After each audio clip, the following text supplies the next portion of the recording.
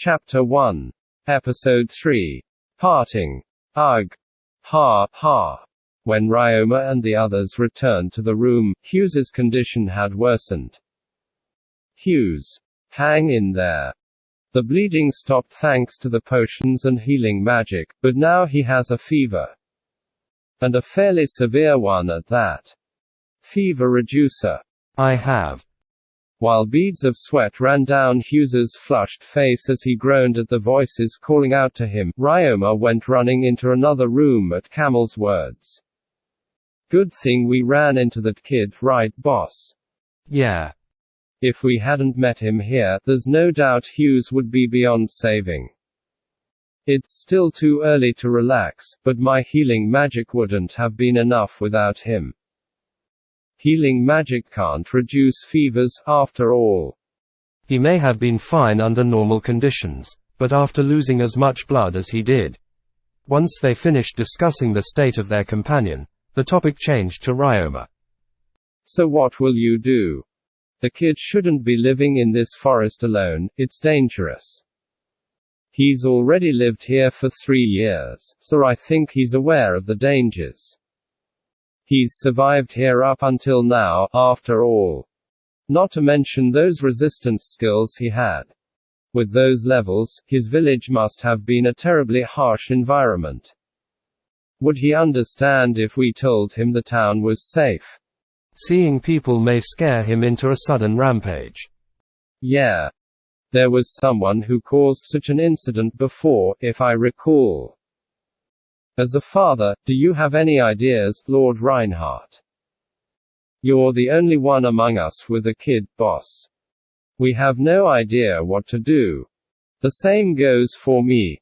I can't leave him alone, but I can't imagine anything good would come out of forcing him away.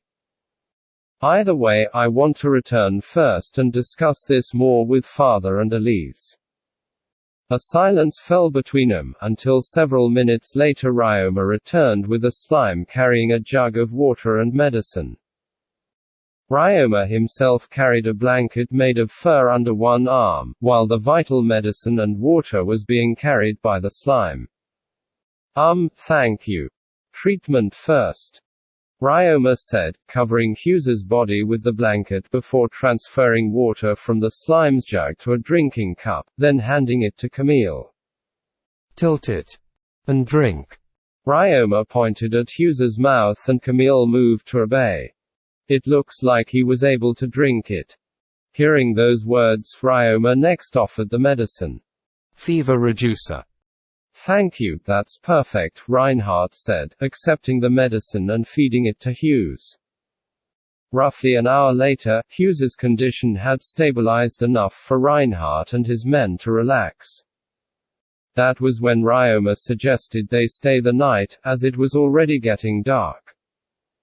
The party decided to gratefully accept his offer, having deemed Ryoma to be friendly from what they had gone through, and in consideration of Hughes's condition. That night's dinner was a stir-fry of Ryoma's own cave-grown bean sprouts and rabbit soup. While it was a simple meal to Ryoma, Reinhardt's party was more than grateful for all the hospitality and medicine provided. And thus, the night wore on. The next day. Thanks to the medicine and nursing, Hughes showed better recovery than expected overnight.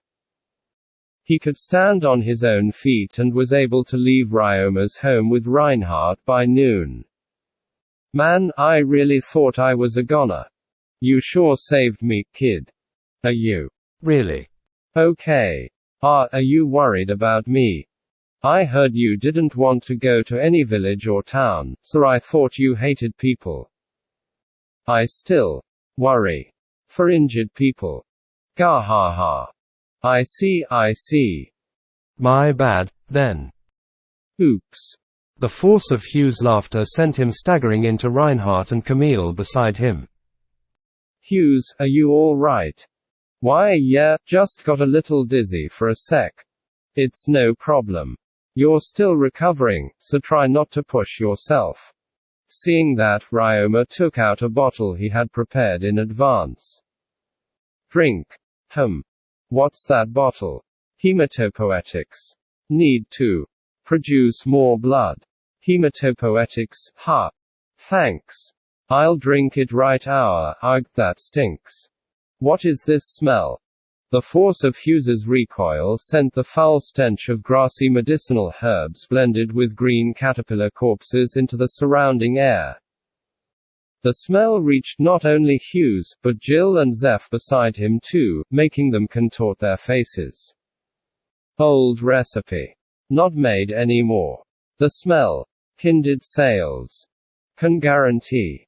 Effect. Though. Well, you heard him. He's giving it to you out of pure goodwill, so drink up. B. But this is. We can't have you collapsing on us on the way there either. We were worried for you too, after all. Jill and Zeph grabbed a shoulder each and stopped Hughes from his attempted escape. I'm sorry. Camille made eye contact, grabbed the blood producer and poured it into Hughes' mouth. Phoo. Hughes made an inhuman sound and spasmed several times, supporting himself against the wall afterward. At a glance, it looked like he had ingested poison, but it was actually a very safe and effective medicine. It just smelled and tasted revolting. Why? You idiots. If the medicine tastes awful, that means it works, Hughes. Don't worry, this kid's medicines are effective. The potion he used for your treatment was also of good quality. Damn it, I thought I was gonna die. Oh. Ryoma handed a cup of water to Hughes, who looked nauseous from the scent of the medicine in his mouth. Need. Armor. Phew. Come to think of it, my armor was done in by that bear. I don't have weapons, either. Have equipment. Take it. I'd be grateful for that, but are you sure? Sure. After answering Hughes' question, Ryoma went into the back room and returned several minutes later with a dozen or so slimes carrying 5 spears and 3 sets of armor. This can use. You sure have some good stuff for bandit gear. Are you sure you want to give them to Hughes? Weapons should be used. Leaving them. No use. Spears like this would go for 5 small gold coins, you know. Take it. Surprised at the quality of the equipment, Jill and Hughes checked many times, but Ryoma was insistent that they take it. In the end, Hughes folded first. Then I'll gratefully accept them. But it isn't my style to just be on the receiving end. I can't repay you right now, but if you ever need anything, you can count on me. If you tell the gatekeeper of the Jamil estate in Gornago that you want to see the Lord's escort Hughes, you'll be able to contact me. There's no need to hold back. Got it. And sir, the party of 5 finished their preparations for their journey and departed.